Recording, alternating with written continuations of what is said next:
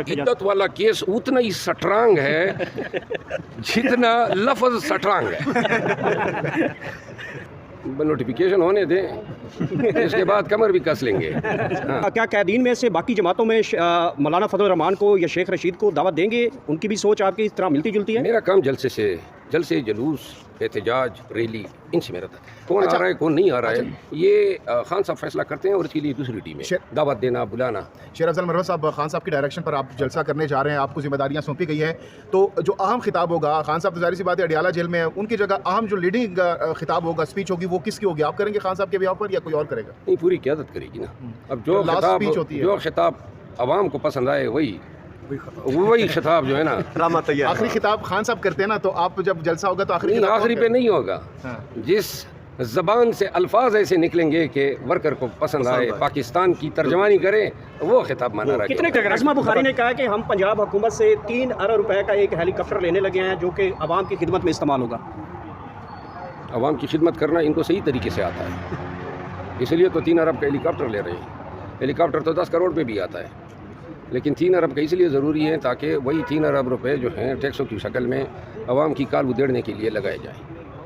आपको public accounts committee का chairman नामजद किया गया अपोजिशन की जानिब से, कमर कस लिया आपने मरवत साहब? नोटिफिकेशन होने दें, इसके बाद कमर भी कस लेंगे। हाँ। अच्छा, ईद के बाद के आपके क्या प्लान्स हैं? किस तरह से जो है वो मामलात लेकर चलेंगे? जलसे करेंगे, लॉन्ग मार्च करेंगे, किस तरह की स्ट्रेटजी? सब कुछ करेंगे। लाहौर और कराची में इब्तदाई बड़े जलसे करेंगे और कल इस हवाले से पार्लिमानी कमेटी का इजलास भी हुआ, तो मैंने इस्तदा भी किए हैं कि जो लीडर हज़रात इस एहतजाज में मेरे साथ आना चाहते हैं वो वॉलंटियर कर लें, क्योंकि अब ये एहतजाज एक बंदे का काम नहीं है, सब ने मेरे साथ निकलना होगा। जज हैं, बड़े सीनियर जज थे आप, आपके बड़े फैसले बोलते रहे हैं। ये जजेस ने जो 6 जजेस ने खत लिखा है, वाकईतन जजेस के ऊपर इस तरह के प्रेशर होते हैं, आपके ऊपर भी इस तरह का कोई प्रेशर था? हमारे दौर में पाकिस्तान का निज़ाम इतना घटिया नहीं हो चुका था। मैं 20 साल पुरानी बात कर रहा हूँ। अब जो पाकिस्तान का निज़ाम है ख़ुसूसन 2 साल से, वो निज़ाम तो नहीं रह गया, माफिया बन चुका है, तो लिहाजा। अच्छा, 7 रुकनी बेंच बना दिया गया है, इसको आपने जो ना मुस्तरद किया है कि ये ना हो फुल बेंच की आपने मुतालबा किया, तो अगर फुल कोर्ट हो तो बेहतर है, अदरवाइज 7 रुकनी बेंच भी काबिल कबूल है। तो 2 जजेस तो वो हैं जिन्होंने इंक्वायरी कमीशन बनाने का कहा था कि इंक्वायरी कमीशन हो ना।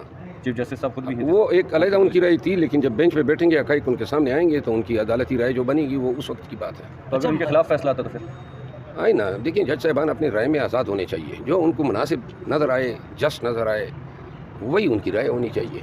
तो लिहाजा कोई प्रेशर जज साहिबान पे, बेंचेस पे डायरेक्टली इनडायरेक्टली डालना जो है ये कतई मुनासिब नहीं है। अच्छा, मौलाना फजल रहमान ने शाहजेब खानज़ादा के प्रोग्राम में कहा है कि तहरीक इंसाफ के रवैये में मस्बत तब्दीली आई है, तो क्या इस तरह के मामलात नहीं हो सकते कि इकट्ठे मिलकर जिद्दोजहद करें, क्योंकि वो भी इलेक्शन में धांधली के खिलाफ जो है वो कर रहे हैं, आप लोग भी इस पे जो है वो बरसरे पेकार हैं?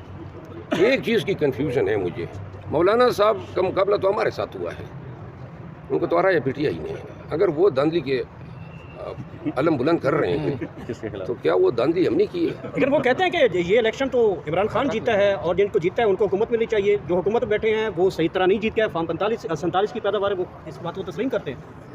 अगर वो ये तस्लीम करते हैं फिर उनके धांधली का बयानिया ज़रा बढ़ जाता है। अच्छा, ईद के बाद तो वो जमीयत उलमा इस्लाम और जमात इस्लामी मिल के जो है एहतजाज के लिए बाहर निकल रहे हैं, ऐलान किया हुआ है, तो उनके साथ चलेंगे? हाँ, इंशाल्लाह। अच्छा, के साथ। शेर अफजल मरवत साहब, PTI और इमरान खान के हक में इस वक्त हवाएं बहुत तेज़ी के साथ चलना शुरू हो चुकी हैं। गुज़श्ता रोज़ का फैसला आपके सामने है, हमाद अज़हर भी सामने आ चुके हैं, बुशरा बीबी की भी जो सज़ा है वो मुअत्तल हो चुकी है, तो काफ़ी मामलात बेहतरी की जानिब जा रहे हैं। तो ये मेरिट पर सब कुछ हो रहा है या कोई बैकग्राउंड में मामलात चल रहे हैं आप लोगों के, या बैकडोर में?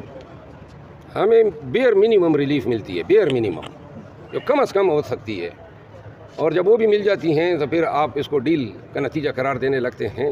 यानी कि अब अदालतें जो हैं उनके हर फैसले पे शक किया जाना जो है वो भी इंतहाई नामुनासिब है। इसमें क्या हमें डील दरकार है? कौन सी डील, क्या रहेगी डील करने के लिए?